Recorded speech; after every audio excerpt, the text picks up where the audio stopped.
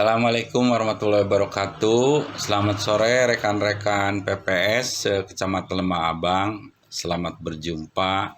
Kita mulai materi tentang persiapan pembentukan KPPS ya.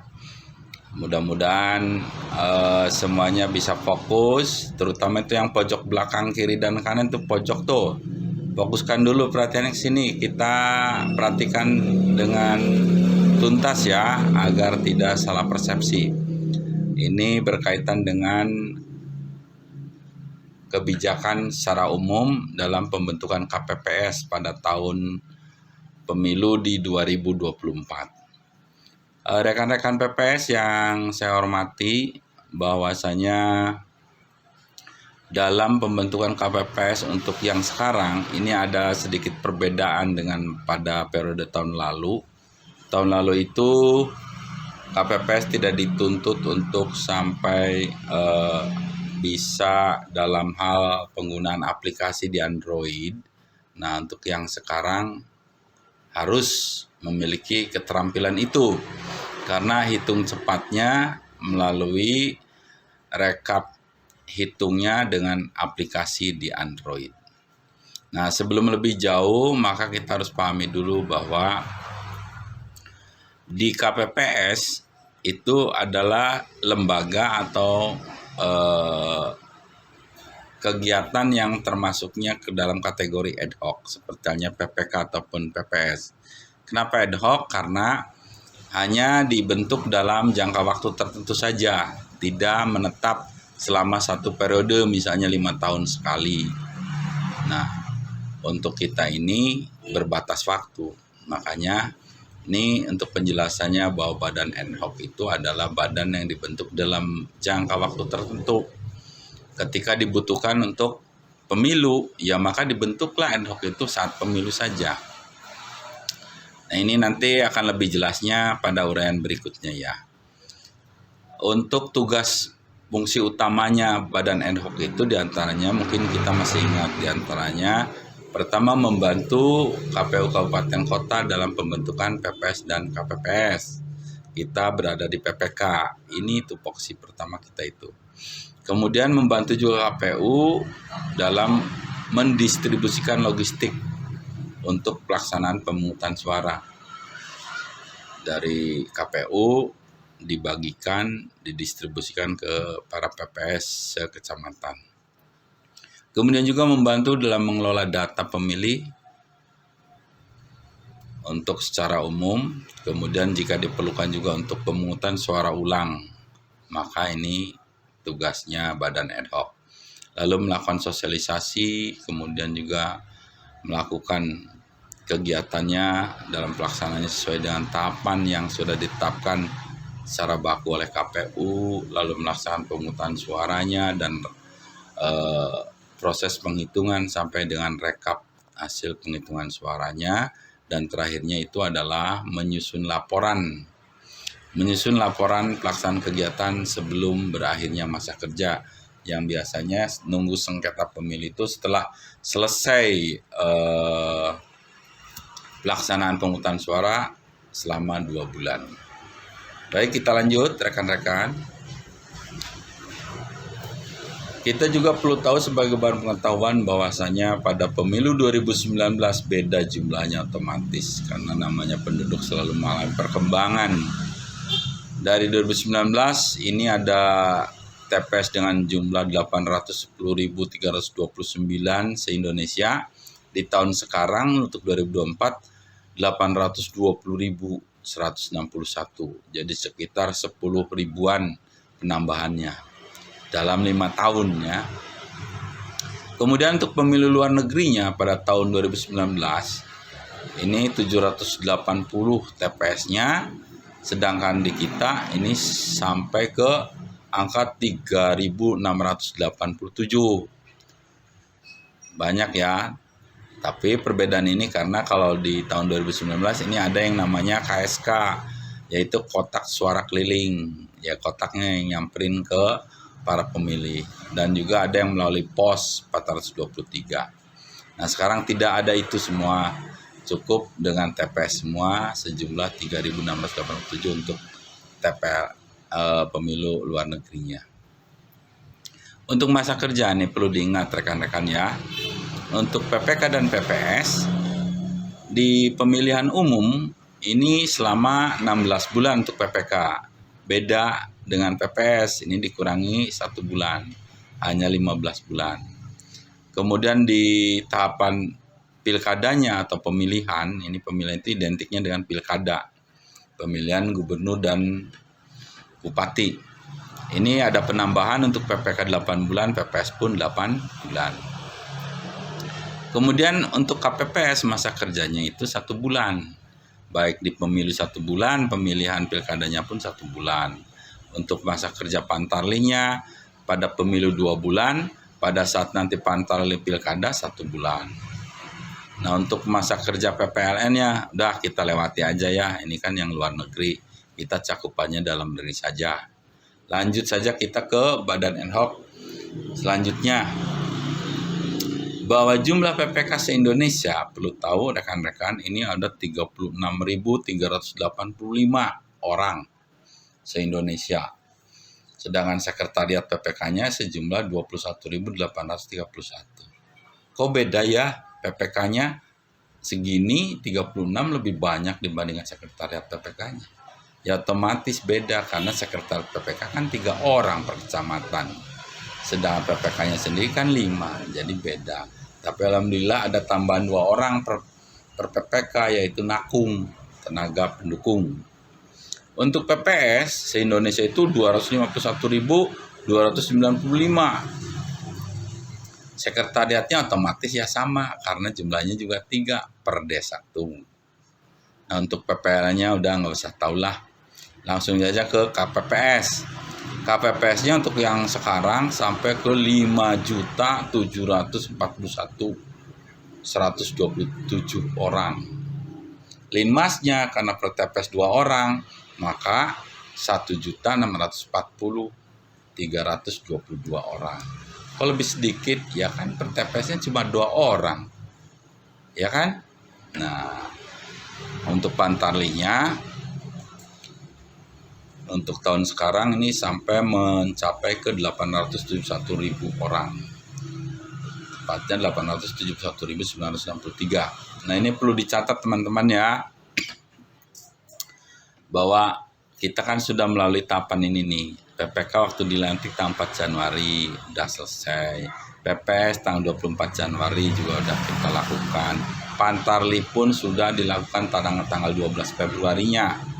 Sekretariat PPK juga pada tanggal 11 Januari, sekretariat PPS-nya pada tanggal 31 Januari. Lanjut ya. Kita lanjut ke slide berikutnya untuk tahapan dalam pembentukan KPPS. Dalam pembentukan KPPS ini tidak boleh menyalahi, kita harus betul-betul mengikuti tahapan yang sudah dibakukan oleh KPU. Yang pertama, nah ini kita buka pengumuman dulu secara luas di tempat-tempat strategis, tempat kerumunan orang, melalui pamflet, melalui banner, melalui baliho ataupun spanduk. Nah, boleh juga melalui media sosial. Jejaring media sosial kita gunakan juga untuk sarana penyebaran informasi pengumuman pendaftaran. Setelah itu selesai, kita mulai buka untuk penerimaan pendaftaran calon. Langsung lakukan dari jam kerjanya. Setelah tahap 2 dilakukan, masuklah tahap 3 untuk litmin. Apa itu litmin? Litmin itu penelitian administrasi dari calon-calon yang mendaftar untuk jadi KPPS. Kita teliti sesuai persyaratan tidak, absah tidak, valid tidak. Lakukan itu. Lalu keempatnya kita umumkan dari hasil litmin itu. Ya lewat tadi sarana tadi di tempat umum atau di media sosial. Setelah diumumkan lalu menunggu tanggapan dari masyarakat. Barangkali ada protes atau ada info-info tertentu atau ada masukan bahwa oh orang ini aktif di parpol atau ini jadi tim sukses, itu kan tidak boleh. Harus dihilangkan, dibersihkan dari hal-hal yang ada unsur dukung-mendukung ke salah satu calon atau peserta pemilu. Lalu keenam, masuk ke pengumuman hasil seleksi. Setelah seleksi betul, umumkan secara terbuka juga. Dari situ lalu masuk ke tahap 7. Kita administrasikan lagi secara mandiri si calon-calon KPPS itu. Setelah diadministrasikan lalu kita aplikasikan ke JKN-nya, pendaftaran melalui online-nya di lingkup KPU. Setelah itu tahap 9-nya pengisian untuk screening riwayat kesehatan. Ini harus teliti betul, jangan sampai yang punya komorbid penyakit atau apa, penyakit menaun atau yang parah dengan riwayatnya harus kita tahu agar seselektif mungkin terhindar dari hal-hal yang bisa terjadi yang tidak kita inginkan. Setelah itulah kita tetapkan. Sudah ditetapkan, terakhirnya adalah kita lantik. Nah, pelantikannya tinggal kita nunggu info lanjutan ya, rekan. Mungkin bisa dilakukan di tiap PPS masing-masing ataukah digabungkan di kecamatan atau bahkan disatukan secara masif di kabupaten. Nah, kita tinggal tunggu info lanjutan untuk pelantikan KPPS-nya. Berikutnya rekan, kita beralih ke masalah timing waktunya atau jadwalnya ya. Ini tertera jelas mulai pengumuman 11 sampai 15 Desember, mulai penerimaan pendaftaran 11 sampai 20 Desember, litminnya 11 sampai 22, pengumumannya 23 sampai 25 Desember, tunggu timing tanggapan masyarakatnya dari 23 sampai 28, lalu pengumumannya di tanggal 29-30. Lalu pengadministrasian mandirinya 31 sampai 10 Januari, pendaftaran melalui JKN-nya 10 sampai 20 Januari, pengisian screening riwayat kesehatannya 10 sampai 22 Januari, lalu penetapannya tanggal 24 sehari itu, dan pelantikannya pun sehari itu tanggal 25. Jadi masa kerjanya mulai tanggal 25 Januari sampai 25 Februari selama 1 bulan untuk KPPS itu, termasuk petugas ketertiban atau Linmas. Nah, selanjutnya bahwa dalam pelaksanaan ini DNHOK memang perlu adanya dukungan dari semua pihak, dari pemerintah daerah ataupun dari badan-badan lainnya yang terkait dengan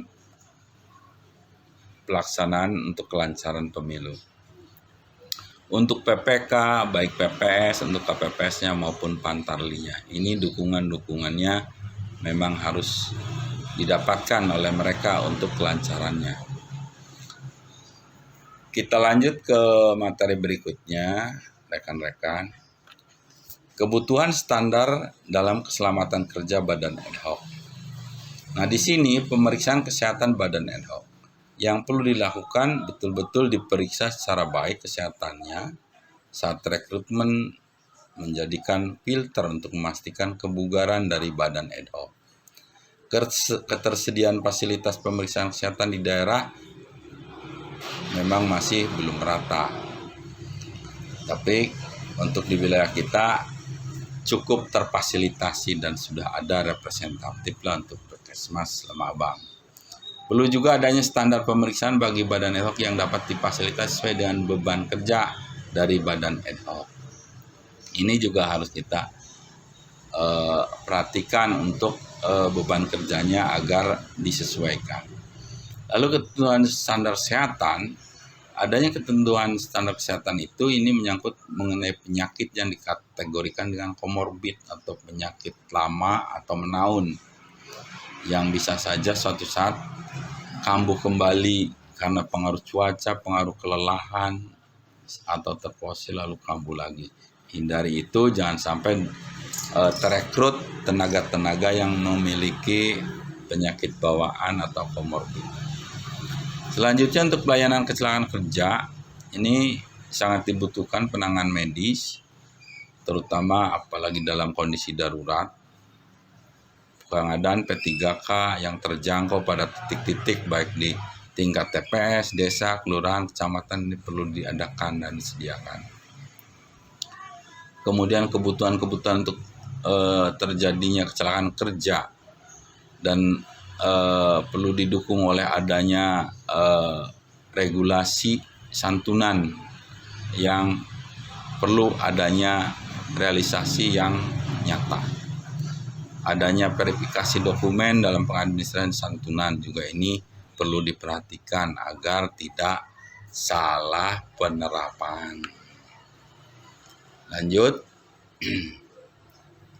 dalam rekomendasi kebijakan, nah ini perlu kita berikan kebijakan dalam masa rekrutmen itu pada saat penyiapan puskesmas, klinik, rumah sakit atau yang pemerintah swasta yang mau membantu dalam pemeriksaan kesehatan calon KPPS. Ini perlu direkomendasikan agar tidak terjadi tenaga KPPS yang tidak kita harapkan. Dan ini dibuktikan dengan adanya penerbitan surat keterangan sehat. Berikutnya masa tunggu dalam pendaftaran dijamin untuk tenaga KPPS pun adanya jaminan sosial yang disediakan oleh pemerintah daerah. Makanya di situ pun perlu difasilitasi adanya screening dalam bidang kesehatan. Ini sebagai data kesehatan keseluruhan badan ad hoc dengan kondisi yang memang betul-betul kondisinya baik, kondisi fisik badannya ad hoc itu baik.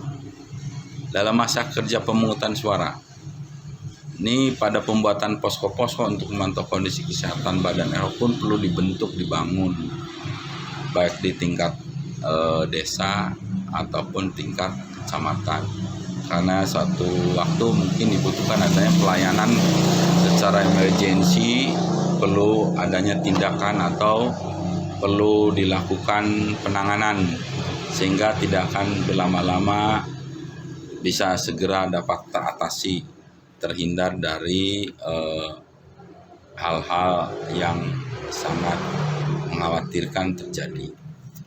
Perlu kita ketahui juga bahwa di dalam perpolitikan ini, kepemiluan ini pasti perlu adanya pengetahuan kita dalam memahami eskalasi potensi kerawanan. Ada 5 kategori untuk potensi kerawanan itu. Ada yang kadarnya itu sangat rendah, sedang, tinggi, ataupun sangat tinggi. Nah, ini terutama terkait dengan beberapa item kegiatan. Pada momen verifikasi faktual atau penelusuran verifikasi data yang dari partai politik, ini bisa ada 3 kategori eskalasinya, bisa rendah, bisa sedang, bisa juga tinggi. Tinggi itu misalnya kalau ada hal-hal yang banyak dipersoalkan atau dipertanyakan, bisa saja dalam verifikasi politik ini terjadi eskalasi yang tinggi. Kemudian dalam pemutakhiran data pemilih atau mutarli, ini tidak terlalu riskan, biasanya hanya di kondisi sedang ataupun tinggi. Nah, pada saat pencalonan ini banyak gesekan, tarik-menarik antara si punya kepentingan, makanya fluktuatifnya itu bisa jauh antara sangat rendah, sedang sampai ke sangat tinggi. Ini persaingan antara kompetitor para calon biasanya.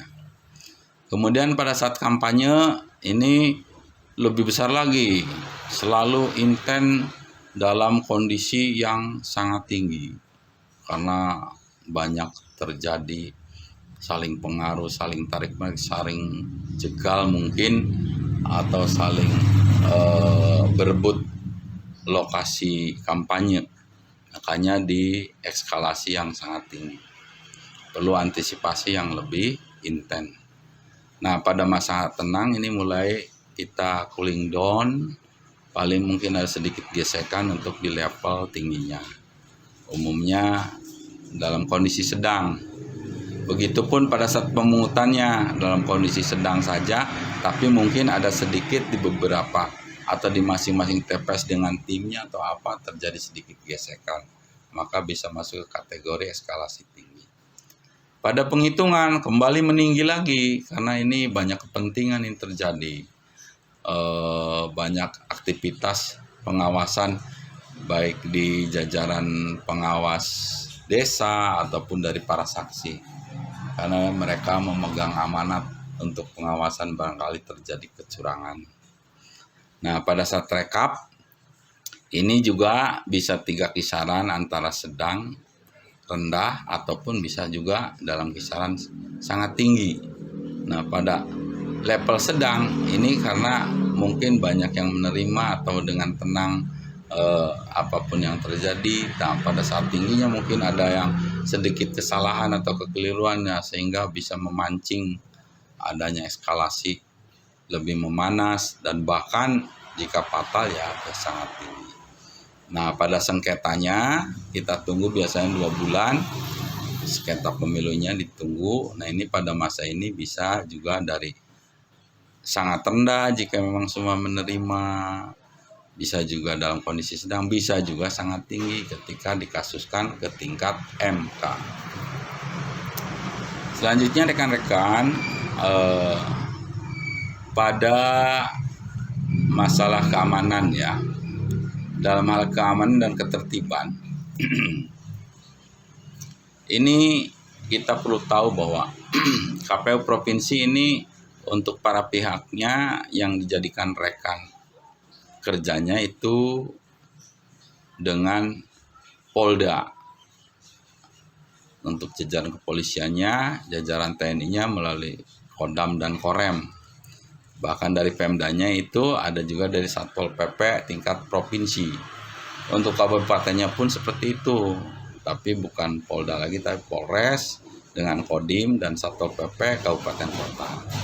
Tingkat PPK-nya di kita yaitu Polsek dan Koramil ditambah Pol PP dari bantuan kabupaten kota.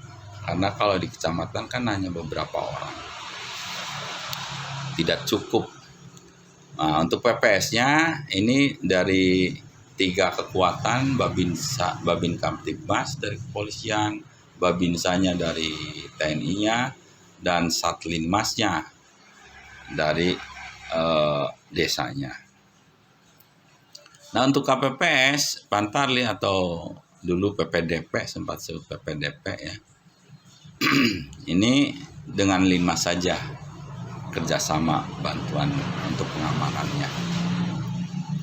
Nah, dalam kegiatan penyelenggaraan ketertiban umum dan ketentraman masyarakat ini mencakup 7 hal yang harus kita perhatikan. Tahapannya yaitu melakukan deteksi dan cegah dini. Ini artinya kita harus betul-betul memahami kondisi apa yang dimungkinkan terjadi atau sedang terjadi. Kita harus tahu, KPPS harus tahu, apalagi PPS-nya. Kemudian lalu kita selesaikan melalui pembinaan dan penyuluhan, dibarengi juga dengan kegiatan patroli untuk pengawasan, lalu dilakukan pengamanan, lalu jangan lupa pengawalan ketika pergeseran logistik dari PPK ke PPS, PPS ke TPS, dan begitupun sebaliknya dari TPS ke PPS, PPS ke PPK, dan terakhirnya dari PPK kembali ke KPU.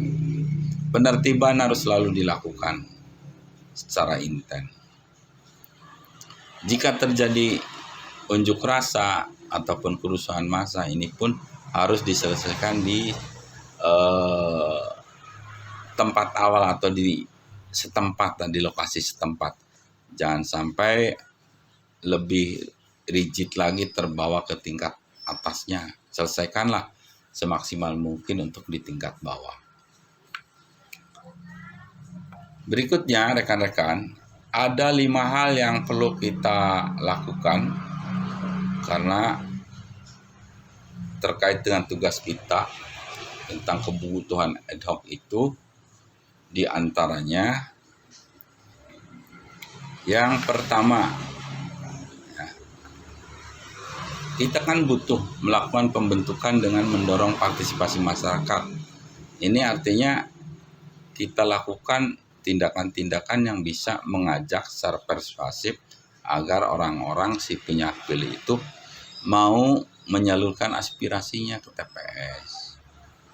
Juga mendorong adanya proses digitalisasi, karena di KPPS itu beda dengan masa lalu, maka anggota KPPS yang sekarang didorong sepenuhnya untuk bisa dan mau mempelajari tentang aplikasi yang nanti akan diterapkan dalam perhitungan. Kemudian juga mengupayakan kebutuhan dukungan sarana prasarana dalam hal penugasannya, seperti halnya kebutuhan konsumsi, kebutuhan tenda, kebutuhan tempat yang layak, pengamanan, dan sebagainya. Dan yang kemudian butuh juga bahwa KPPS itu atau ad hoc KPPS itu mampu meminimalisir adanya potensi kecelakaan kerja dengan melakukan upaya filtering kesehatan. Ini maksudnya bahwa harus betul-betul diteliti baik-baik untuk kondisi kesehatannya. Ini untuk melakukan kegiatan agar terminimalisir terjadinya kecelakaan kerja ataupun hal yang tidak kita inginkan terjadi saat bertugas. Kemudian juga perlu adanya wawasan kepemiluan. Para KPPS harus betul-betul dibekali dengan pengetahuan dan pemahaman tentang regulasi dalam pemilu, diberikan pengetahuan pemahaman tentang tugas dan kewajibannya, dan apa wewenangnya, kemudian juga diberikan pengetahuan dan pemahaman tentang kode etik dan kode perilaku dalam penyelenggaraan pemilu. Tidak boleh arogan, tidak boleh serampangan, dan tidak boleh di luar aturan. Kemudian juga tahu dan memahami tentang pelaksanaan tugasnya, karena rentan dengan hal-hal yang bisa terjadi adanya gesekan, karena erat kaitannya dengan kepentingan pesertanya itu. Nah, kemudian perlu juga selalu ada koordinasi antar stakeholder, antara KPPS lain, antara KPPS dengan PPS, seperti itu. Jadi harus terjalin koordinasi secara intens. Jangan sampai kalau ada keraguan itu main ambil keputusan sendiri. Kemudian melakukan koordinasi juga dengan orang-orang yang berpengaruh di sekitar lokasi TPS itu. Ada komunikasi, kemudian melibatkan setiap unsur dalam penyelenggaraan itu. Libatkan untuk diajak bicara, walaupun tidak boleh terjun langsung ke dalam TPS, tapi kita boleh mengajaknya untuk rembugan ketika saat hari tenang, seperti itu.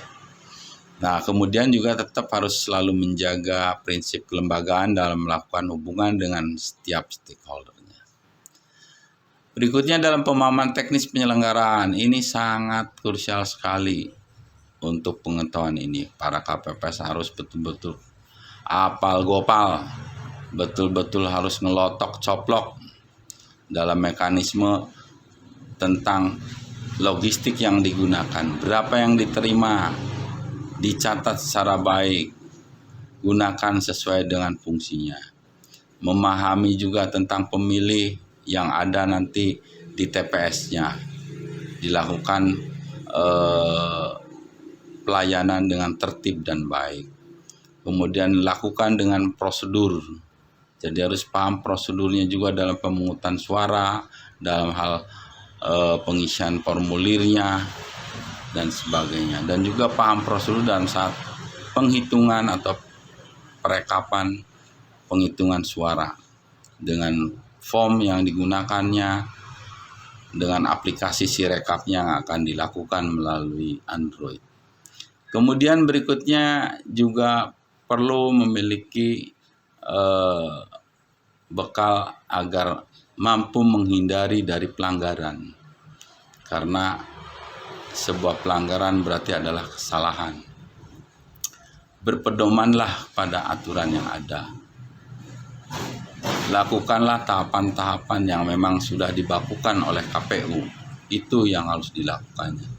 Hindari sekecil apapun kesalahan-kesalahan, baik dalam pencatatan yang disengaja ataupun tidak disengaja. Hindari betul itu. Lalu lakukan penerbitan laporan. Lakukan konsultasi agar tidak terjadi permasalahan yang tidak terpecahkan. Sekali lagi, terakhirnya adalah menghindari pengambilan keputusan yang bertentangan dengan regulasi atau aturan yang sudah dibakukan oleh KPU. Nah, sampai disinilah teman-teman rekan PPS yang sangat kami banggakan. Mudah-mudahan bisa bermanfaat sebagai bekal pengetahuan ketika melakukan rekrutmen dalam pembentukan KPPS. Sampai di sini dulu. Mohon maaf bila ada yang kurang berkenan. Billahi taufiq wal hidayah. Wassalamualaikum warahmatullahi wabarakatuh.